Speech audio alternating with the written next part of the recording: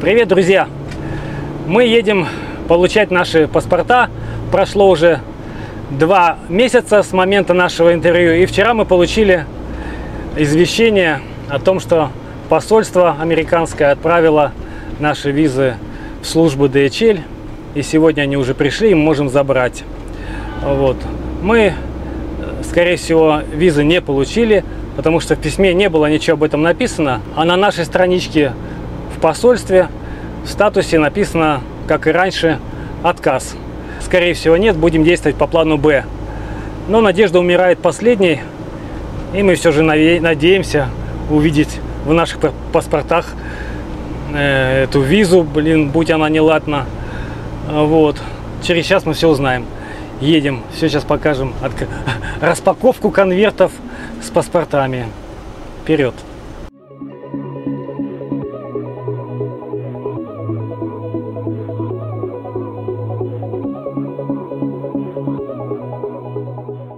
Так, друзья, мы получили наши паспорта. Сейчас откроем.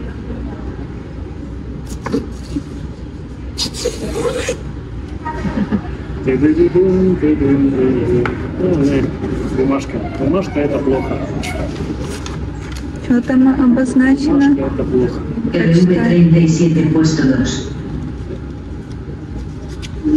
Нету.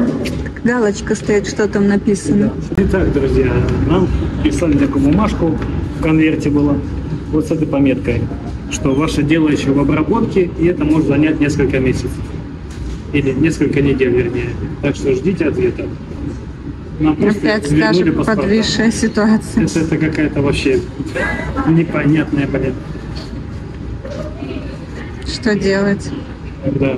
Теперь мы будем думать, что делать с этим. Это третий план, который мы вообще не рассчитывали, что нам придется еще дальше ждать. Пришли заедать стресс. Ждем мой синабон. В этом выпуске мы расскажем о причинах нашего возвращения в Панаму, поделимся историей знакомства с ребятами из России и возьмем вас на остров, где снимался последний герой. Также вы увидите начало нашего увлекательного путешествия по Коста-Рике в поисках удивительной и редкой птицы Кецаль.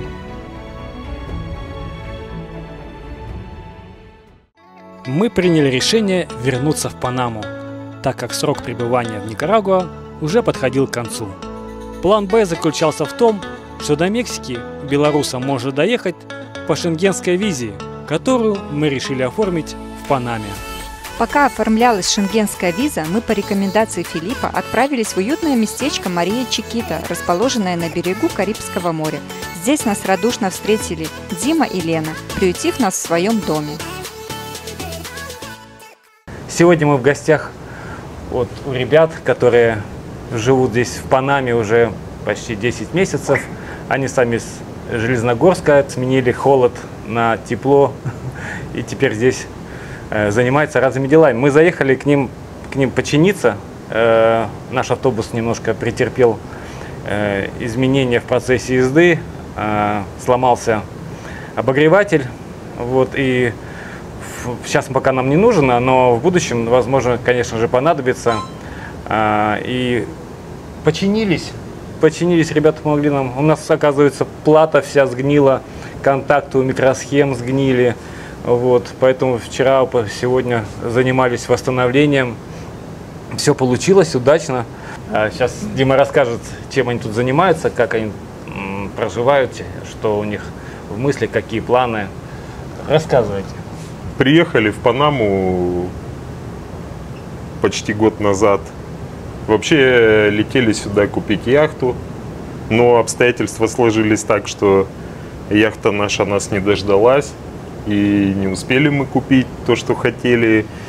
И так получилось, что теперь живем мы вот в этом доме на берегу Карибского моря. Ну и подыскиваем место, где хотели бы жить дальше. Жарковато здесь, на Карибах. Здесь в Панаме 3 разных климата, по большому счету. Тихоокеанское побережье, Карибское побережье и в горах. Вот в горах очень нравится и предпочтительно. Вот, и общаемся с интересными людьми, с путешественниками, помогаем по мере возможностей, потому что У меня большой опыт в ремонте автомобильной техники, автомобильной электроники. И всегда рад. Заезжайте в гости, если нужно чем-то помочь, поможем обязательно. Все, что в наших силах.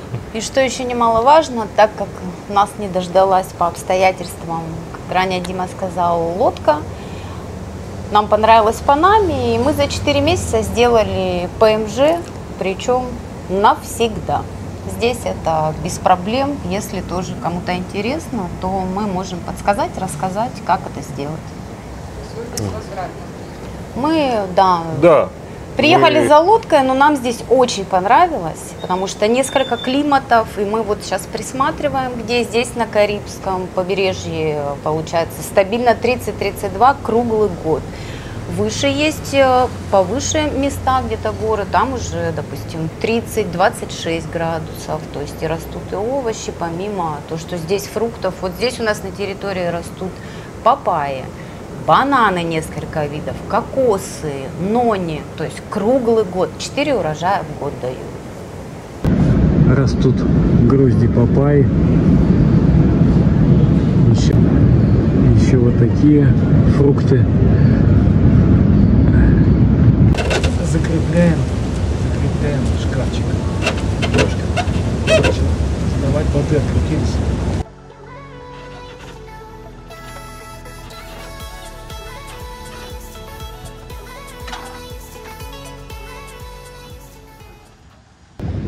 За эти 3 дня мы много чего починили.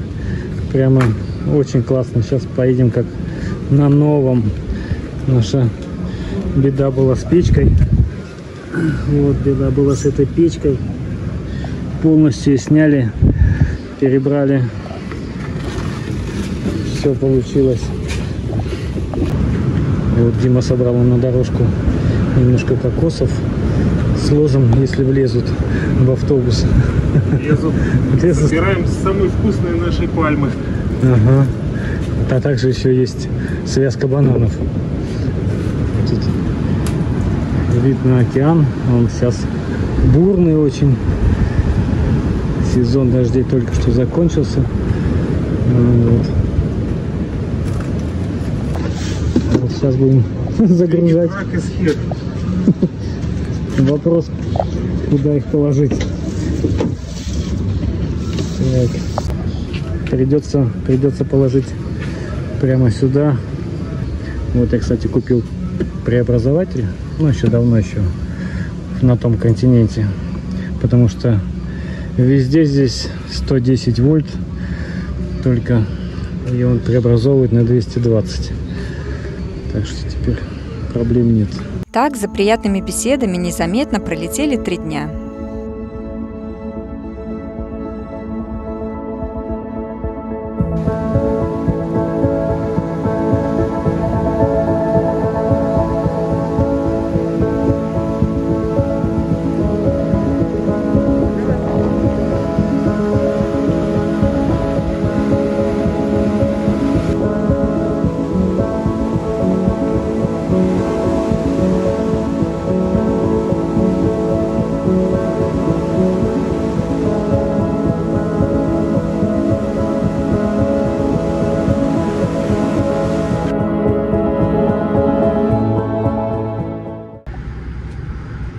Кокосы наши постепенно заканчиваются. Вот эта небольшая куча осталась. И бананы уже спеют. Вообще не успеваем пить. Так нравится. Мы их сцеживали в бутылку и в холодильник ставили. Ну вот, но это долгий процесс. Решили употреблять их так. Сверлить дырку, вставлять трубочку и пить. Панама нас радует своими морепродуктами, пивом Гиннес, салатиком. Красота. Через неделю была готова шенгенская виза, но, к сожалению, ее дали только на 2 месяца. И мы сразу двинулись в сторону Коста-Рики.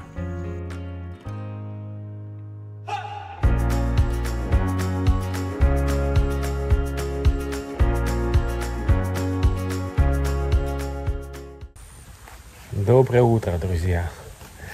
Мы еще в Панаме, едем в сторону границы с Коста-Рикой. Остановились вот в таком месте.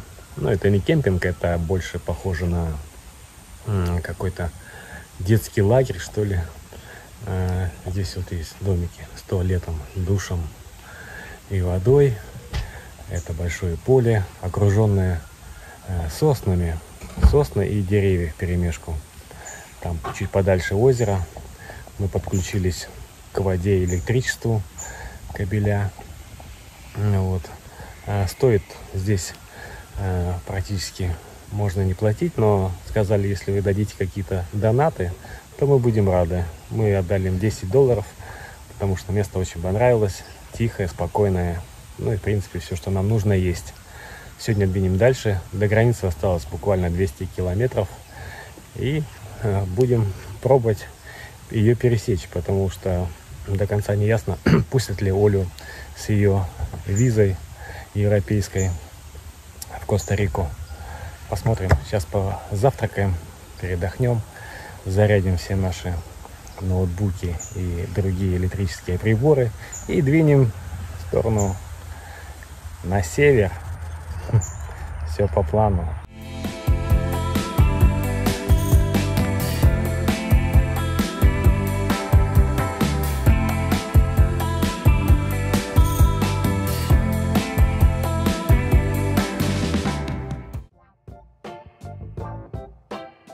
Мы решили немного изменить наш маршрут и посетить горный регион Панамы Бакете. Это место называют Панамской Швейцарией. Климат там очень комфортный, мягкий и не жаркий. Район находится на высоте около 1500 метров. Здесь живет много экспатов, но национальные традиции сохраняются. А именно захватывающие родео, за которыми мы понаблюдали. Бакете является кофейным регионом Панамы и славится своим кофе. А вот ночью мы немножко подмерзли. Пришлось включить печку. Спасибо Диме за то, что он ее починил. Это было неожиданное и приятное завершение нашего дня в этом интересном уголке Панамы.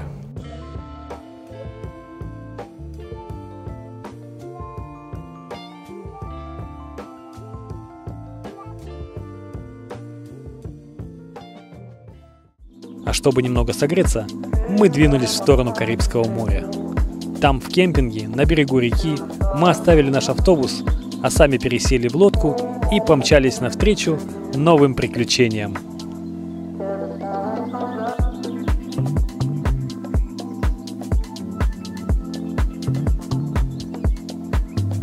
Ну что, друзья, мы отправились в наше морское путешествие на архипелаг Бокас-дель-Торо.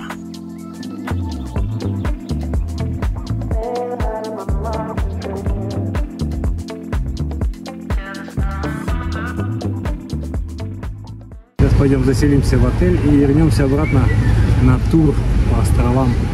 Вперед! Друзья, мы приехали на острова Бокас-дель-Торо.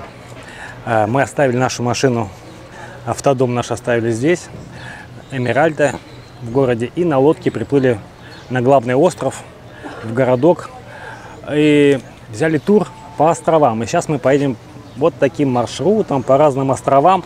И самые дальние острова эти два острова, на которых 23 года назад снималось телешоу «Последний герой», первый сезон с Сергеем Бодровым.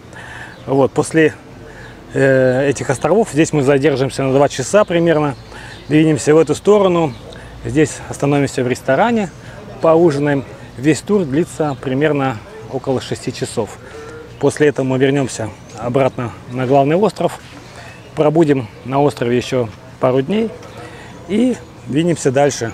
А пока вперед по островам, солнце, супер!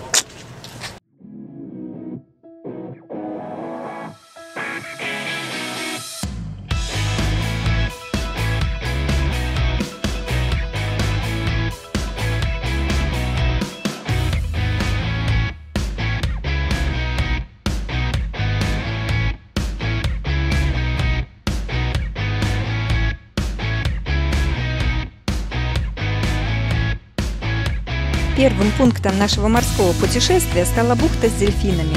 Мы с наслаждением наблюдали, как эти грациозные существа плавали и резвились вдоль нашей лодки, а затем мы направились к месту обитания ленивцев.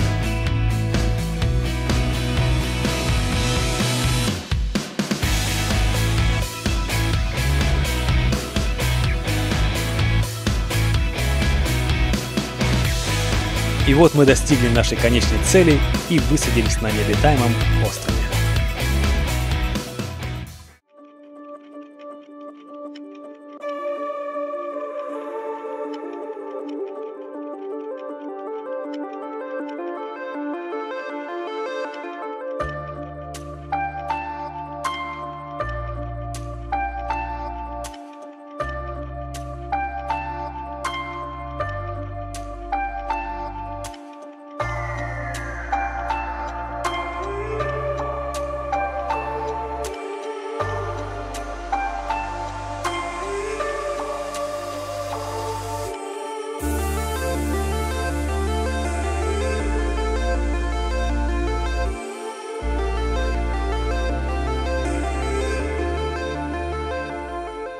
Как только мы высадились на острове, где жило племя черепах из последнего героя, мы сразу же отправились его исследовать, обойдя вдоль берега.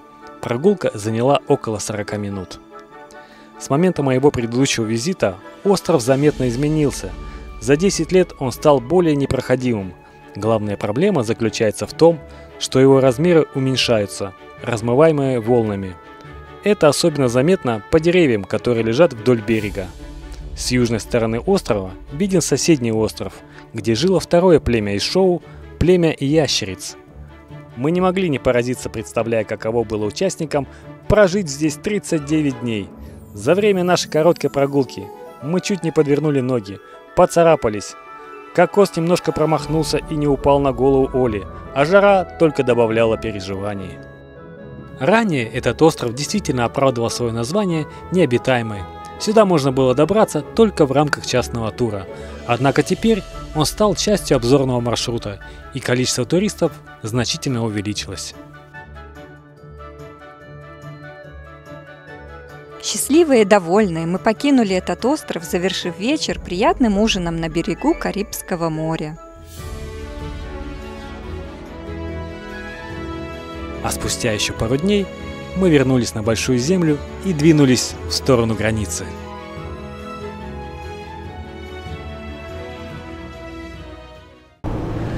Ну что, друзья, можете нас поздравить. Мы в Коста-Рике. Ура! Через границу проехали вообще без проблем. Примерно на 2 границы мы потратили около часа времени. В основном это было в Коста-Рике, потому что нужно было оформлять страховку, которая стоила $32 на месяц. Вот. Без очередей, без ничего, все очень просто, быстро. Теперь у нас есть 30 дней у Оли в Коста-Рике, она может находиться, а я 180. Вот. Да. Нет. Так что мы будем изучать Коста-Рику. Я сюда хотел давно попасть еще раз, проехать ее, потому что она мне нравится.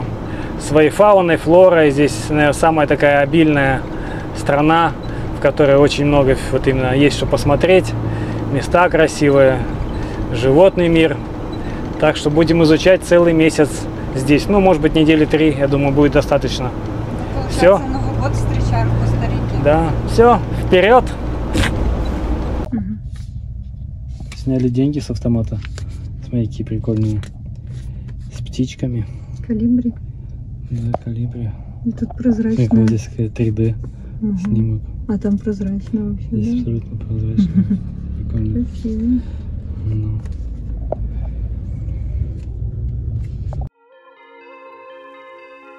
Как только мы заехали в Коста-Рику, мы сразу направились в ближайший национальный парк. И это был парк Които, находящийся на побережье. Дорога до него составила буквально пару часов. Переночевали мы на берегу моря на территории отеля, а утром отправились в парк искать животных.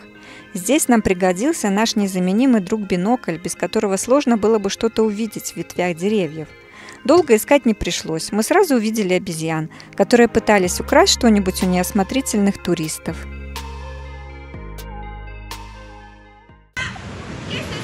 Хотела украсть что-то со стола. Маришка.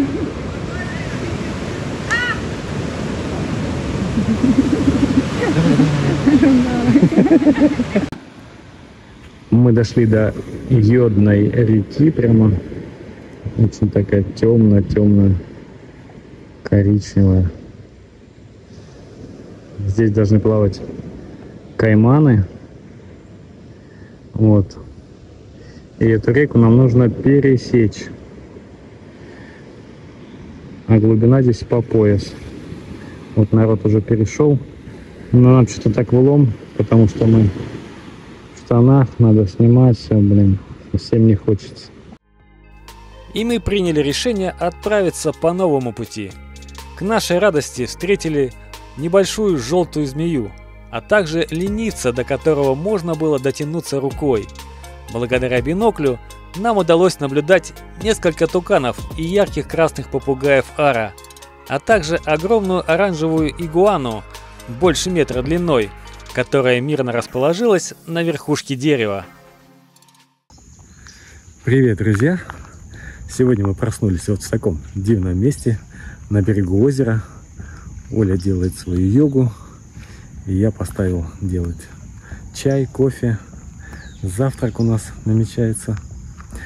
Вот. Приехали мы сюда вчера вечером, уже смеркалось, развели костер вот здесь вот. А вчера ехали вдоль побережья Карибского моря. Очень красивые места были. И потом свернули в центр Коста-Рики. Она такая гористая. И вообще Коста-Рика считается одной из стран, где самый комфортный климат. Именно в этих гористых местах он держится круглый год примерно 24-26 градусов. Сегодня поедем уже по побережью Тихого океана и будем ехать вдоль него, в сторону Никарагуа. Сегодня у нас будет тыквенная каша на завтрак. И потом мы сделаем душ, так как здесь в душах только холодная вода, поэтому будем сами себе делать. Выбираем, значит, режим только душ.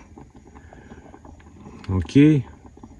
Температура либо 70, либо 40. Я думаю, 40 нам будет вполне достаточно. И стартуем. Чтобы добраться от Карибского побережья до Тихоокеанского, нам нужно было пересечь горный хребет.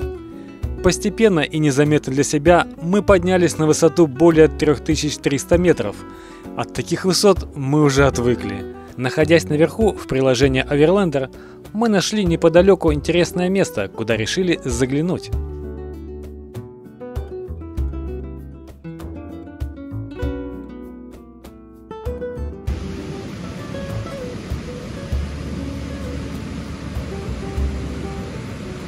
Доброе утро, друзья!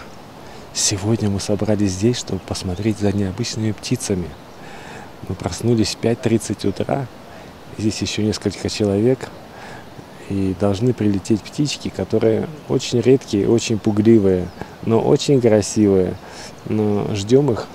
Они буквально собираются, чтобы поесть авокадо.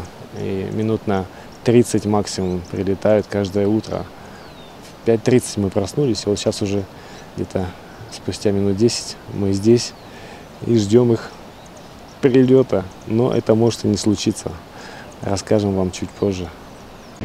Так выглядит площадочка, откуда мы должны видеть птиц. Здесь растут тамарины и авокадо. Кицаль – удивительная редкая птица, известная своей великолепной окраской и длинными перьями. Существует несколько видов кицалей, и нам посчастливилось увидеть самый красивый из них. Через несколько минут наблюдения она появилась, и благодаря биноклю мы смогли тщательно рассмотреть ее. Это популярное место среди фотографов и орнитологов. К сожалению, чтобы запечатлеть эту красоту, необходима профессиональная техника. Вот фото, которое иллюстрирует, как она выглядит.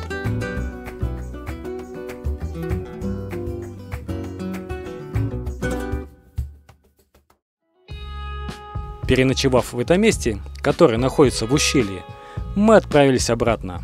Дорога здесь была очень крутой, и чтобы вернуться на главную трассу, нам нужно было преодолеть подъем на 800 метров. Это оказалось непростым испытанием. По пути мы встретили несколько машин, которые перегрелись и остались на обочине. Однако наш автобус не подвел нас и справился с этой задачей, уверенно поднимаясь в гору.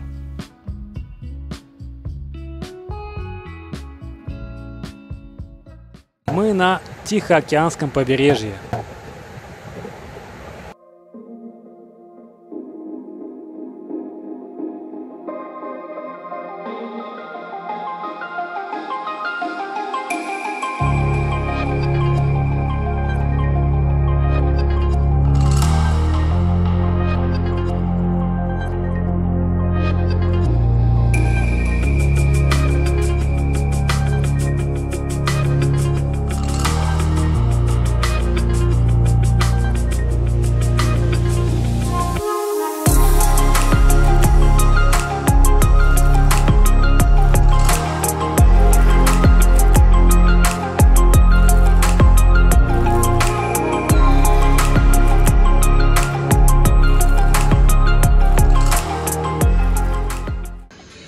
Мы немножко тоже подготовились к встрече Нового года. Купили вот такую селедку белорусскую и сделали салат селедка под шубой. Ну, тут немножко в Панаме купили, да, кстати, в Панаме купили. Вот. Ну и все, в принципе, сейчас достанем шампанское и встретим Новый год 2025. Вперед!